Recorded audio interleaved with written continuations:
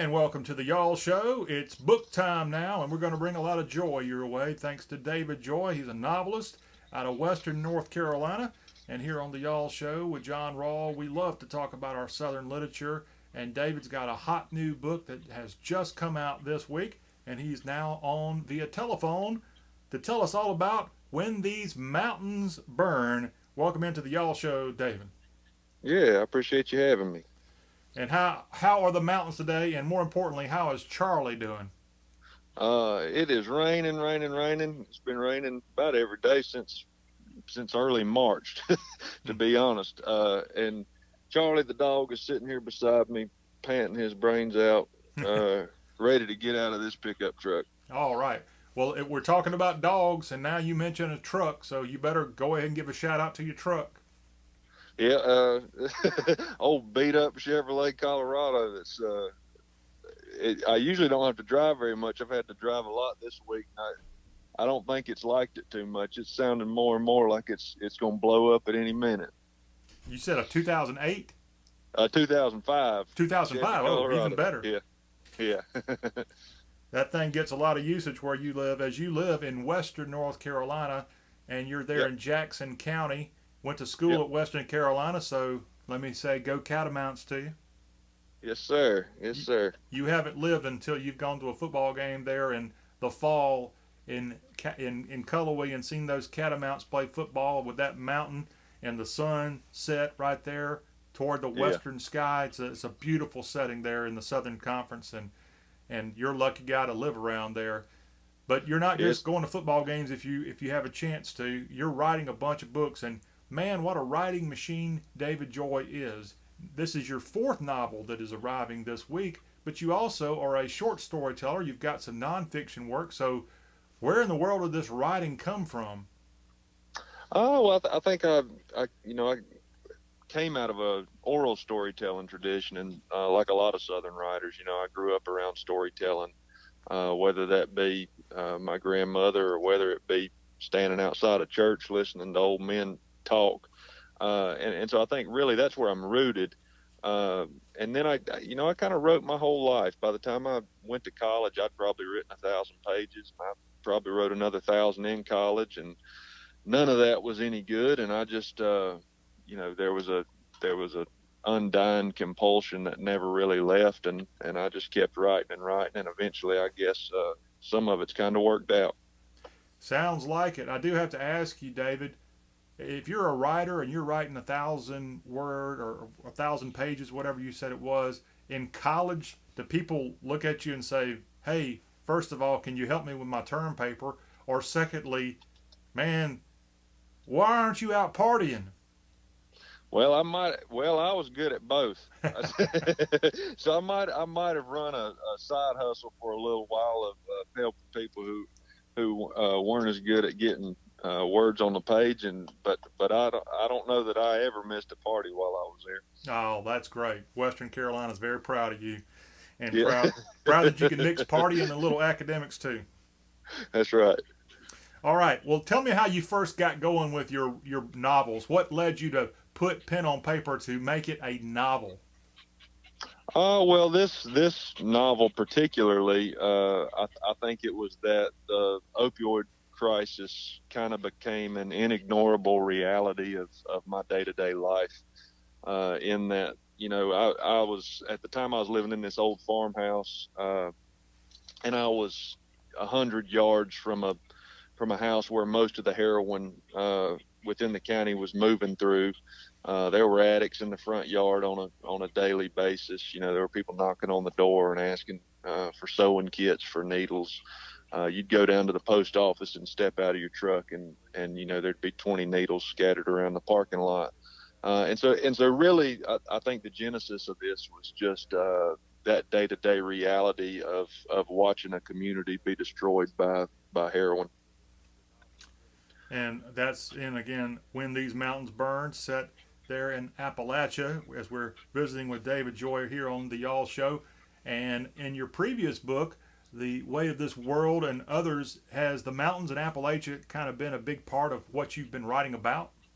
Yeah, yeah. I think I, I've written every novel. It's been set very specifically in Jackson County, North Carolina. And I always am clear to pinpoint that, because I think, when we talk about Appalachia, we try to make that region into a singular thing, and the reality is that it's a giant place.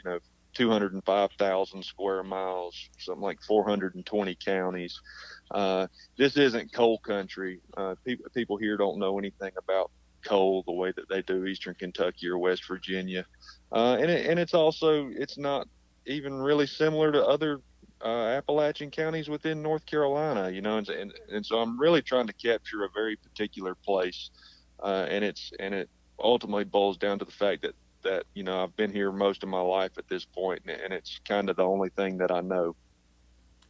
We like it, and not only have you been there most of your life, you got the local dialect, and that's what we like to hear, as we're a show all about the Southern vernacular, and we like to have people based in North Carolina that sound like they're in North Carolina. So, David, kudos to you on that. The book is out on G.P. Putnam's Sons. It is available right now, and we want you to not only check out the latest work from David, but the other works that he's done. Again, Jackson County, North Carolina, the backdrop for all that. But you have also worked, David, in the past on some nonfiction work. Gather at the River is an example of such a work. Tell me what your nonfiction work has been about.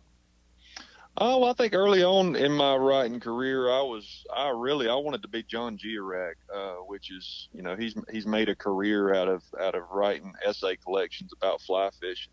I've been obsessed with with fishing and fly fishing pretty much all my life. I mean, I was fishing as soon as you could walk, you was handed a fishing rod in my family, and so that continues to be the thing I'm probably most passionate about. Is just kind of the outdoors.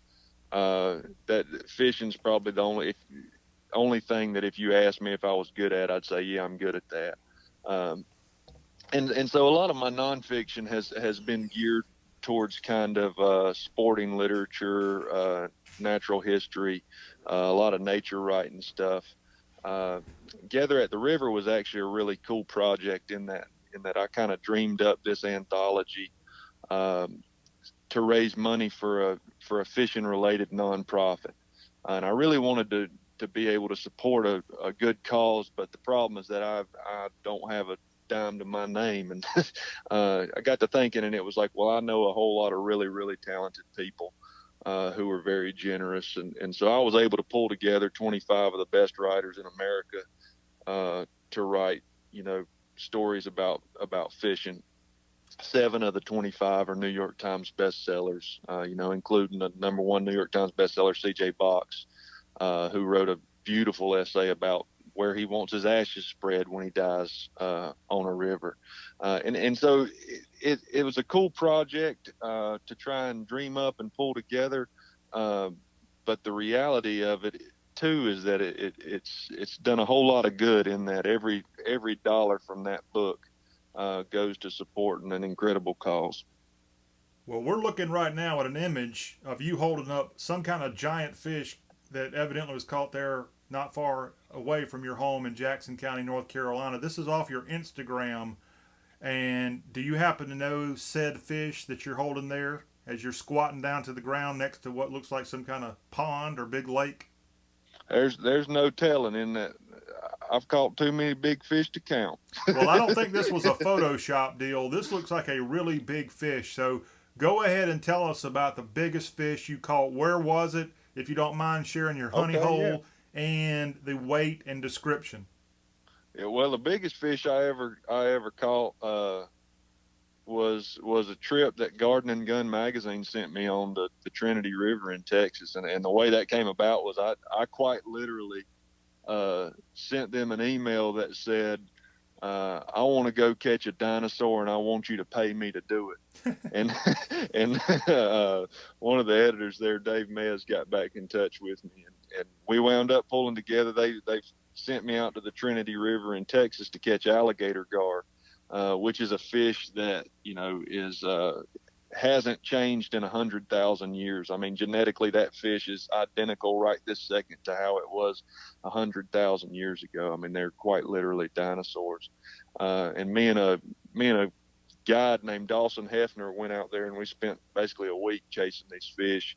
And the biggest one I caught was a little over 6 feet, and he's 105 pounds, which they can get. They can get a little bit bigger than that, 7 foot, 8 foot even, and over 200 pounds. But that was definitely a fun trip, and the biggest fish I've ever caught. Kudos to you. Do you have that mounted on the wall somewhere? Oh no, we let it swim. Oh, Yeah, I got in the water with it and held it till it swam off. So it's bless still you. out there. Somebody else can go catch it. All right. Bless you, bless you. David Joy, his fourth novel is out this week, and we want you to check out When These Mountains Burn, and that is on G.P. Putnam's Sons, available on download as well as hardback, available in bookstores around the Southland, as he's had these multiple novels that have been out and some nonfiction work and more. As we wrap up with you, David, when you're not writing those books and you're not fishing, is there something else that kind of keeps you going? Uh, Turkeys and deer. Right now it's gearing up for deer. I stay in the woods. It's me and the dog Charlie. walk in the woods. Yep, yep. Is Charlie a good hunting dog? No, no, he hates deer. He hates turkeys. He hates all of them. So it's kind of the opposite. I love them, and he wants to chase every one of them clear out of the country. And I don't know if you took this photo, but as I was searching through your Instagram prior to having you come on today, I saw a gigantic rattlesnake. So hopefully you don't run across too many of those in the woods. Yeah, yeah, we got a good many of them, but they're a little bit better than copperheads, and that typically they'll tell you they're there at least. So you've had plenty of copperhead occurrences, it sounds like. Oh yeah, yeah, especially this year. There's been snakes everywhere. Oh gosh, snakes and the coronavirus. He's an Edgar Award nominee, and he also is a 2018 SEBA Book Prize winner, David Joy, and the latest great novel out by this North Carolinian, When These Mountains Burn, set in Jackson County, North Carolina, where he lives. David, it's been a pleasure catching up with you. We wish you all the best with this new book, and also, equally, we wish you all the best with deer season and turkey season and all the fishing that you still got to do. Oh, I surely appreciate it. David Joy, everybody. We'll have more of the Y'all Show right after this. Stay where you are.